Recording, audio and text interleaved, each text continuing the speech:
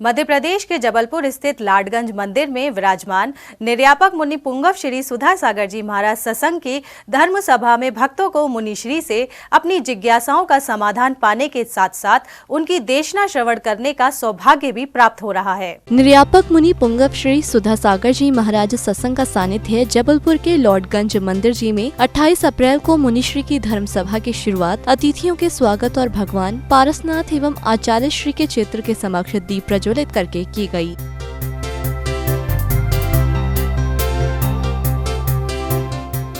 सभा में चंद्रगिरी तीर्थ क्षेत्र डोंगरगढ़ समिति के पदाधिकारियों ने मुनिश्री का पाद प्रक्षालन किया एवं मुनिश्री को शास्त्र भेंट कर आशीर्वाद प्राप्त किया।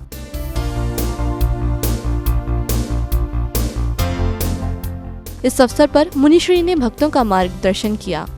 किसी भी कार्य में सफलता प्राप्त करने के पहले उसका स्वरूप समझना चाहिए। दुनिया क्या करती है, किसी भी चीज के संबंध में प्रशंसा सुनते ही मन ललच जाता है कि ये वस्तु मुझे कम मिले। जब कोई किसी वस्तु को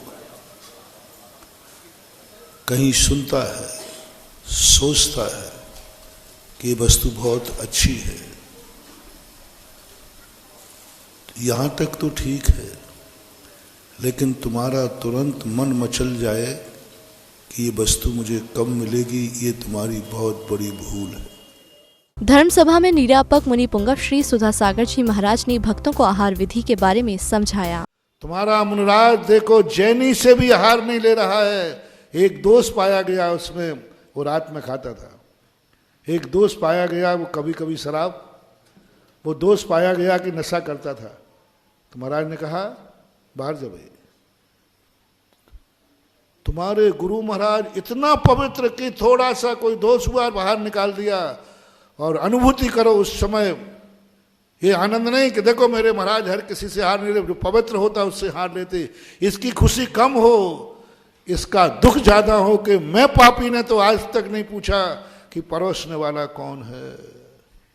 जो कैटर्स आपको भरा, तुम्हें कैटर्स ही बोलते ना, वो परोसते हैं। बोलो किसने पूछा कि भाई तू कौन सी जात का है? किसने पूछा तेरे कुल में मांसाहार तो नहीं होता? किसने पूछा तू शराब तो नहीं पीता? किसने पूछा तू व्यसनी तो नहीं है? इतना तो पूछ के लोरे। ओ मेरे प्यारे भक्तों, ओ मेरे प्यारे भक्तों, तुम्हें खुशी है कि मेरा महाराज हर किसी से हार नहीं लेता। मैं इससे खुश नहीं हूं। तुम्हें मेरे पे गर्व है, दिगंबर मुनि पे गर्व है कि मेरा मुनि हर किसी से हार। मैं इससे खुश नहीं हूं। मैं खुश कब हो जाऊंगा जब तुम कहोगे महाराज मैं पापी तो ये पूछता भी नहीं, पूछ तो लो कम से कम।